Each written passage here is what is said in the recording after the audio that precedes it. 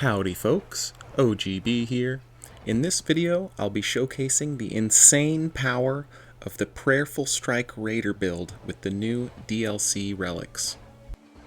Both of the Balancer relics give 6% melee attack power and 20% skill attack power, which means on a character like Raider, who has a starting colossal weapon with very high attack rating, Prayerful Strike now becomes an absolute nuke, because it is both a skill and a melee attack.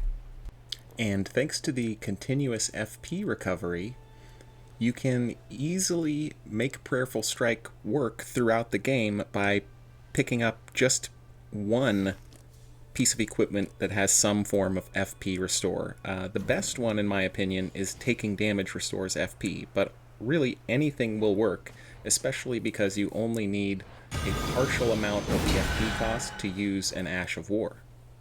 Plus, with the sheer amount of damage you'll be doing, it is rare that you will run out of FP before killing your target. Now, the overall strategy for this build is relatively simple.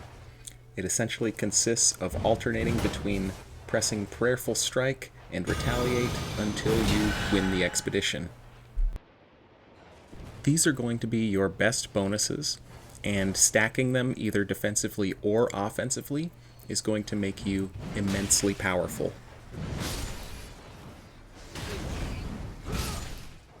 The damage negation at full HP will allow you to trade with Prayerful Strike very effectively, since the first hit of the trade will almost always be fully healed by Prayerful Strike, allowing you to just do it again, since the next hit will also not hit you very hard. And then if you combine that with the Taking Damage boost negation, you're doubling up on your negation bonus and shifting the trade even further into your favor.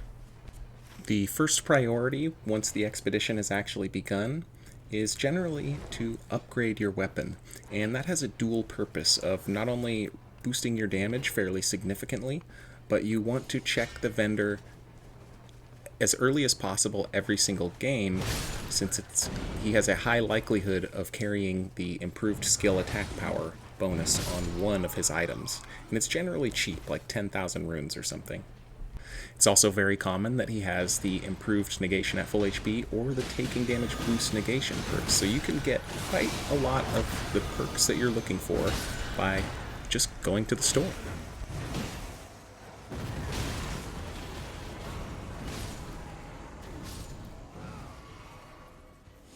And there it is, skill attack power on the first boss.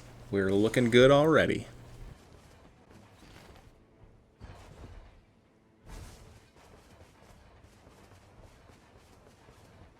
Now taking a quick look at the vendor to just see, and he has the negation at full HP and Taking Damage restores FP, so those are things I can come grab later.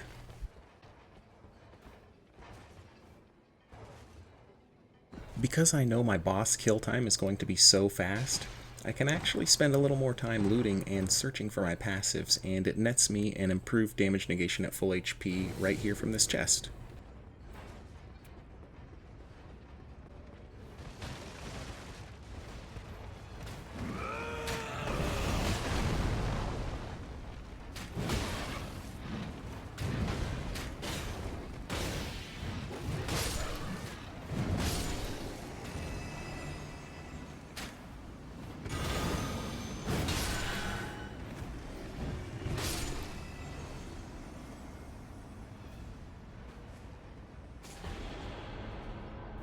Little side note here, these reduced FP consumption passives actually stack up quite nicely when otherwise most Raider builds would simply ignore them, so that is kind of a nice bonus that they actually are a little bit meaningful now. For most enemies, especially if they're unaware, you really just want to sprint right up to them and pop off with a Prayerful Strike immediately. And you can see this is really where the damage starts to take off here. I'm only level 5 and this Godskin Apostle is dead in 4 hits.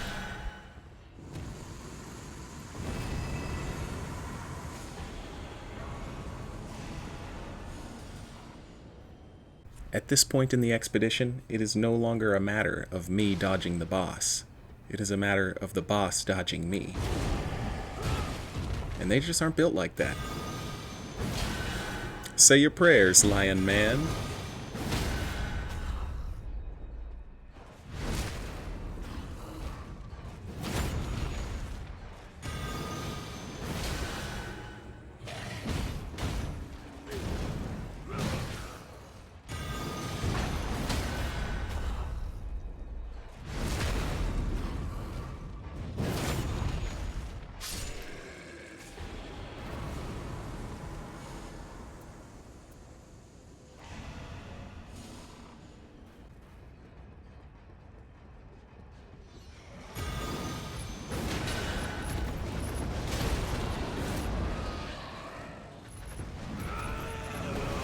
Another little fun fact about Prayerful Strike. As you'll see here, it completely pancakes anything that is a Banished Knight or smaller.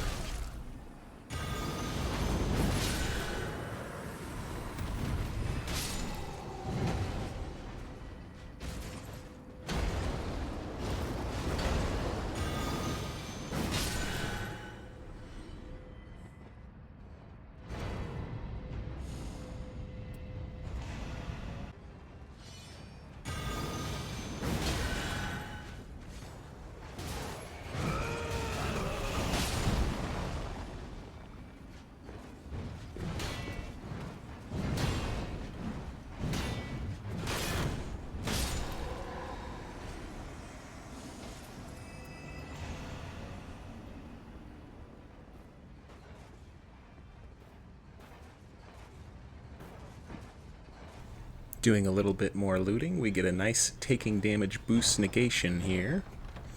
Now we have that combo going of full HP negation and taking damage boost negation.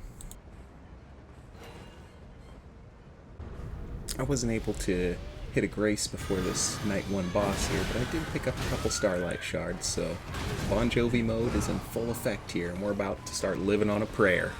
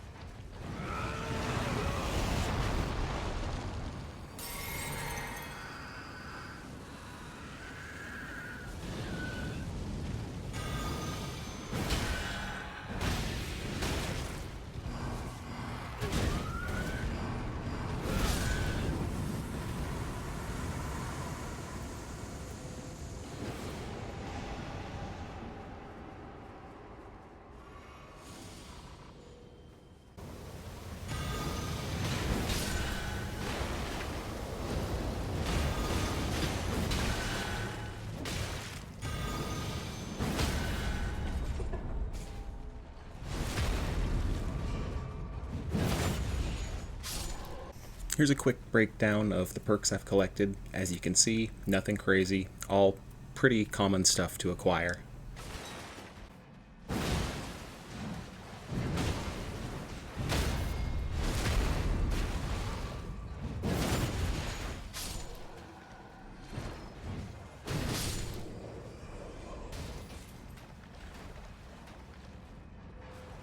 Now at this point in the run, I'm feeling pretty confident, so I choose to go ahead and sacrifice a little bit of my negation for some more skill power here, but that's just something that you can do at your own discretion. Now it's time to run our final errand and head down into the crater to make our starting weapon a legendary.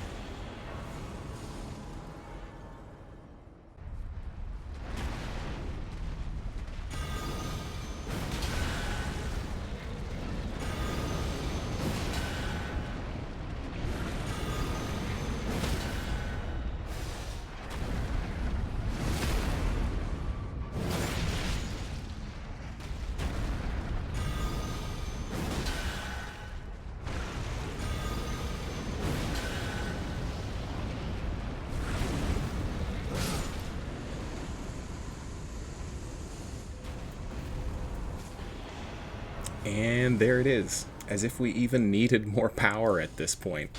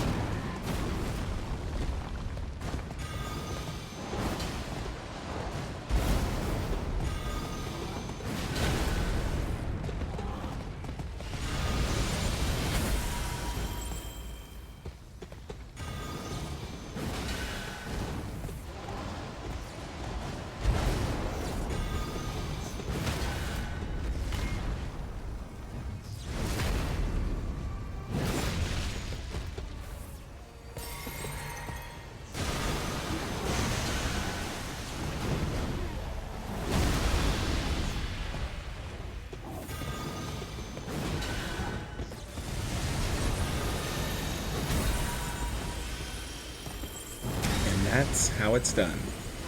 We traded with Fulgor until he died and didn't have to heal a single time. And you might say, oh, well, Fulgor's an easy boss, but I've also killed the Balancers with this, and unfortunately my recording got corrupted, but here's a screenshot of my solo win over them. If you made it this far, thanks for watching, and OGB out.